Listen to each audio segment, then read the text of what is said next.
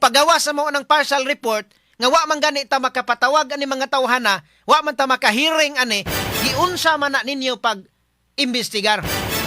Ha? So doon na sa katarungan si Marcolita, ha? Si Lacson nga naminaw, nagkipat-kipat rang mata, ha? Article 3, Section 4 of the 1987 Constitution provides, no law shall be passed abridging the freedom of speech, of expression, or of the press, or the right of the people peaceably to assemble and petition the government for redress of grievances. Mao kini ang haligi ug sukaranan nga gibasihan ni ining tulumanon. Straight to the point. Tulumanon sa patas ug labas nga mga balita, interviews, investigative reports, sundanon nga mga diskusyon ug di prinsipyo mga komentaryo. Straight to the point. Straight to the point. Straight to the point. Samtang sa laing bahin, unod sa resolusyon nga gihimo sa Committee on Justice sa pagdeklarar nga guilty og pagtangtang ni Vice President Sara Duterte sa iyang pwesto, og si Vice President Sara Duterte bawala na sa pagdagan sa bisan unsa nga posisyon sa gobyerno hangtod sa kahangturan. Ang kulang ani amin na lang yun.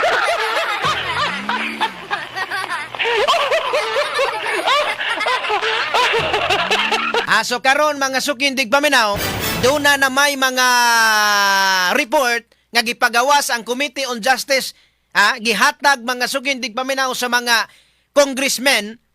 Unya ilang pagbasa dito ang unod ato lakip sa unod, sa maong resolusyon mga sukindig paminaw nga gideklarar nila si Vice President Sara Duterte nga guilty.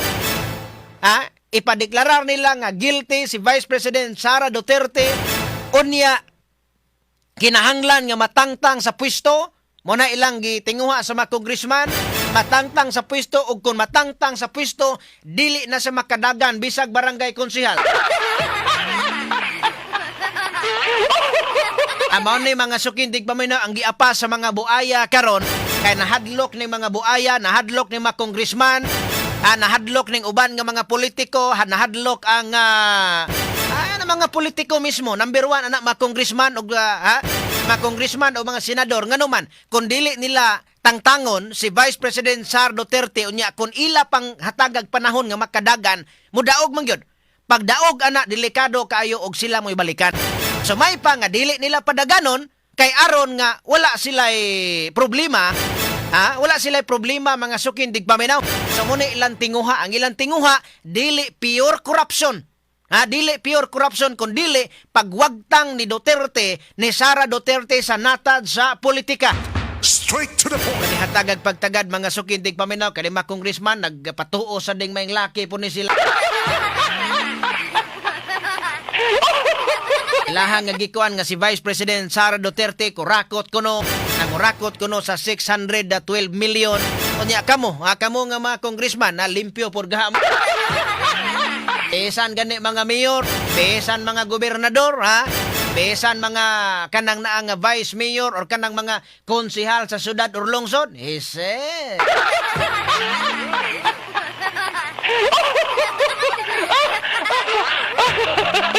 Besan gani kapitan do na oy. Do na magani corruption simbahan, kapitan na baywa. Gawas las mga kapitan nga mga tarong. Gawas las mga politiko nga mga tarong. Gawas las mga kaparian nga mga tarong,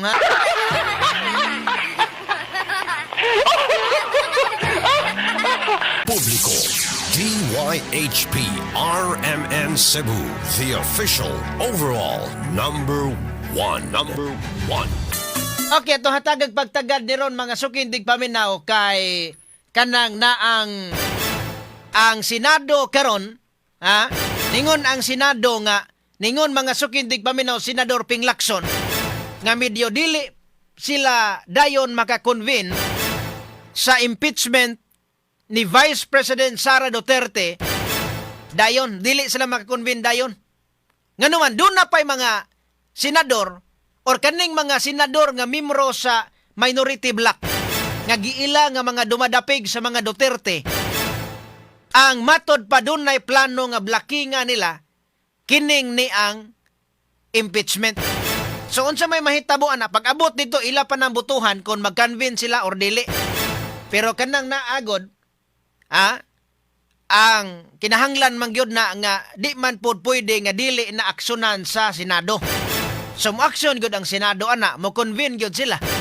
Kay pananglitag dili sila mo aksyon, pwede man na nga kani minority block pa dili sila mo aksyon para nga maabot ito Supreme Court sa dunay petition Supreme Court, medyo malangan-langan pod siya.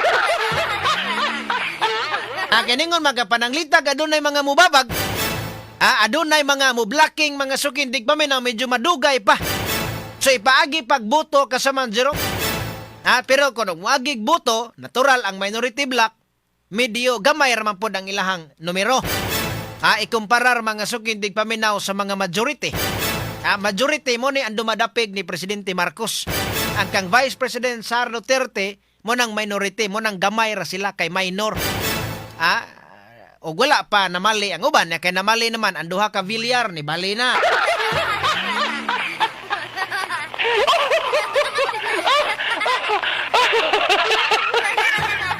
So ni bali mga sukindig paminaw, mo na nga kanang na ang kwani, so di lang mag-convene unya karon gasigig lalis dito si Senador Rodante Marcolita o Senador Ping Lacson.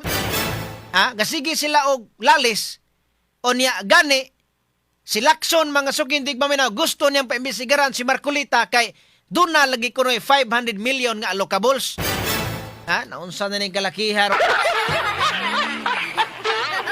Ato ko nung paminawon be kining ilahang pagtinubagay mga sukindig paminaw ni Senador Marcolita o Senador Ping Lacson. Ako nung paminaw kadiyot kasama nga Gerald be. Naon to kasama Jerome ha. Manner or method.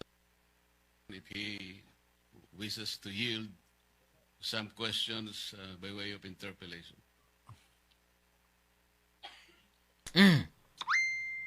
Senator Lacson, I'll say it again, Mr. President. Until the partial committee report is submitted or filed with the Bills and Index Division, and until after I have sponsored the partial committee report, I'm not yielding the floor. Mr. President, that is very highly unusual. Why would Senator Lacson make a precondition that the partial report should be signed by at least a majority of its members before he can yield may, the interpellation? yes. May I place on record that it is the prerogative of any member of the Senate to yield or not yield. As a matter of fact, in my many years here, Senator Miriam Defensor Santiago, and I'm sure Senator De Estrada is well aware of this, who was with me. Senator Miriam Defensor Santiago, every time she delivers a privileged speech, does not entertain any interpellation. Yes, And Mr. it is President, her- but it this is her is prerogative. this is different. And then, Because if as I said, it is the prerogative of Senator Santiago, and it is likewise the prerogative of Senator Lacson, because he wants that, as he mentioned, he wanted that his partial committee report be reported out and sponsored before he can answer any questions to that effect. Mr. President, if Senator Lacson would just say that he doesn't want to be interpellated, that will be okay with me. But he should not make a precondition that his unwillingness is conditioned upon whether or not the partial report should be signed by the majority. This is very unusual, Mr. President. Yes, we respect your opinion. And because he doesn't want to be interpellated, may I just be given the opportunity to make manifestation because my name was mentioned by Senator Lacson. Of course you may. Go Thank ahead. you, Mr. President. Mr. President, I cannot speak for our colleagues why they hesitate or even refuse to sign the partial report he allegedly disseminated to the members. But as for myself, Mr. President, I cannot sign a partial report. A partial report is basically unfinished. An unfinished report cannot be assumed to have contained the final and collective judgment of all the members. This is very basic, Mr. President. Secondly, I did not heed my reasons why I cannot sign the partial report. I delivered a privileged speech some time ago, Mr. President, outlining the reasons, therefore. Number one, I was expecting the chairman of the Blue Ribbon Committee to have conducted several hearings more, and in those hearings, he should have invited several persons whom I enumerated in my privileged speech. Namely, Yusek, Adrian Bersamin, Yusek, Jojo Cadiz, former Governor Luis Chavez Singson,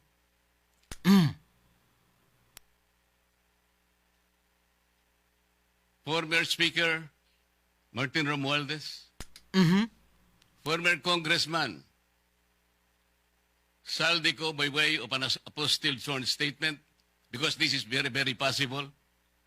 An apostilled sworn statement, Mr. President, as I have already advised the chairman of the Blue Ribbon Committee, is similar to a sworn statement notarized by the Philippine Consulate in any part of the world, because this apostilled manner or method of subscription was already adopted by the Supreme Court in one of its resolutions, Mr. President.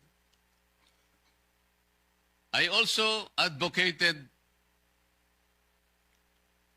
that the 18 ex-soldiers be immediately be invited because they have so much to say. Because I thought he said, and he emphasized at some point, that wherever the evidence is. Okay, no, sa muna ang yahang nga kwan ha. Ang yahang nga gisaysay dito kay pero lali sila daan sa basa ka istorya o niya. Kinani naunsa man ni si Mr. President. Naunsa man ni Lacson, Mr. President. Yahan namang i-release ka na niyang partial committee report nga wa pa gani niya mapatawag ang mga giakusahan or kaning mga gipasanginlan nga maoy adunay gipasanginlan ni Saldico. Sila si Lucas Bersamin, Adrian Bersamin, Aminda Pangandaman, kaniyo Speaker Martin Romualdez, nganong wa man na gipatawag dinhi aron atuang nga pangutana kabahin aning gipasangil ni Saldico nga nakadawat og malita og sugo sa presidente ang insertion sa budget. Nganong nagmupagawa sa mo ng partial report nga wa man gani ta makapatawag ani mga tawhana, wa man ta makahearing ani, giunsa man na ninyo pag imbestigar. So doon na say katarungan si Marcolita, Si Lacson nga naminaw, nagkipat-kipat rang mata, Wa gabae. Pero mo lagi na so kanang naang dong Senador Marcolita, di naman na ikatingala ba? Di na ikatingala kay si Lacson tao, biyan Presidente Marcos, di na ikatingala. Mo na nga kanang naang ang ilaha lang yun ana nga unsungita na og buslot ninyo diha. So mo na, di mo angay mo kumpiyansa kay Gukdon, gimo ana. Article 3, Section 4 of the 1987 Constitution provides, no law shall be passed abridging the freedom of speech, of expression, or of the press, or the right of the people peaceably to assemble and petition the government for redress of grievances. Maukini ang haligi ug sukaranan nga gibasihan ni ining tulumanon. Straight to the point.